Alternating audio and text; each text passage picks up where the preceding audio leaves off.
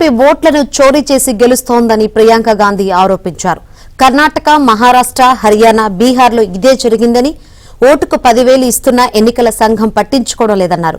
మోదీ, అమిత్ షాపై ప్రజల్లో నమ్మకం పోయిందన్నారు. चुनाव आयोग ये सब जनता के हित की रक्षा के लिए बनाए गए। इसीलिए जब आज हम देखते हैं कि इन सब संस्थाओं को कुचला जा रहा है, तो एक एक भारतवासी को उठना चाहिए, जागना चाहिए और ये समझना चाहिए कि जो वार हो रहा है वो सिर्फ इन संस्थाओं पर नहीं, लेकिन हम सब पर, आप सब पर, एक एक देश के पुत्र पर, एक एक देश की पुत्री पर वार हो रहा है और इसे समझना बहुत ज्यादा जरूरी है। आज न्यायपालिका दबाव में है। सारी मीडिया, मेरे भाई बहन मीडिया के जो यहां खड़े हैं, बेचारे मजबूर हैं। सारी मीडिया या अडानी जी की है या अंबानी जी की है।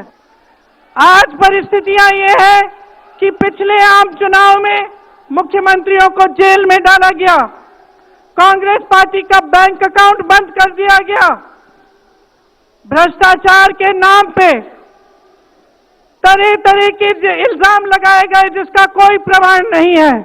ईडी भेजी, इनकम टैक्स भेजा, सीबीआई भेजी और जैसे जैसे जिनका दिल कमजोर था, जो सह नहीं पाए, वो इसकी उनकी पार्टी में शामिल हो गए, वैसे वैसे इनकी वॉशिंग मशीन उनको धोकर उनको पाक बनाती रही। आज संसद को देखिए, मुश्किल से एक सत्र में एक दो बहस होती है।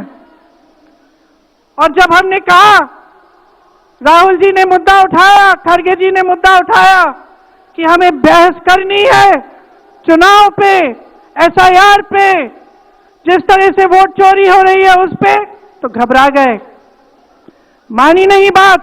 अंत में जाकर कैसे माने कि हम वंदे मातरम पर भी चर्चा करेंगे।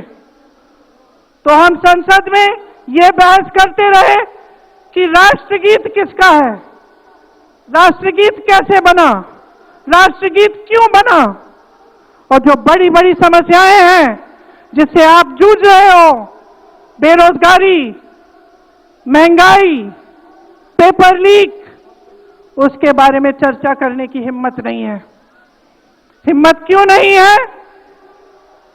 क्योंकि अगर इनको एक असली चुनाव लड़ना पड़े, मैं चुनौती देती हूं, एक सही चुनाव लड़ लें, बैलेट पे लड़ लें, तो ये खुद जानते हैं कि कभी नहीं जीत पाएंगे। आज आपको मायूस होने की जरूरत नहीं है कि बिहार का चुनाव हार गए, क्योंकि पूरा देश देख रहा है कि ये चोरी से जीतते हैं। राहुल जी ने प्रेस कॉन्फ्रेंस की, पहले हरियाणा की बात बताई, महाराष्ट्र की बात बताई, कर्नाटक की बात बताई, बिहार में एसआईआर करके 65 लाख वोट काट दिए गए। और अगर ये सारे प्रमाण आप अलग कर दें तो एक साफ और साधारण बात सामने आती है। आचार संहिता के समय 10-10 हजार रुपए आप पहुंचा रहे हो, कोई आपको रोक नहीं रहा है। चुनाव आयोग आंख बंद कर रहा है, आंख मूंद रहा है। तो अगर ये चुनाव चोरी नहीं है तो क्या है? इनके पास जवाब ही नहीं है। ये जानते हैं कि आज के दिन जनता इनसे नाराज है। देखिए, हिले हुए लगते हैं।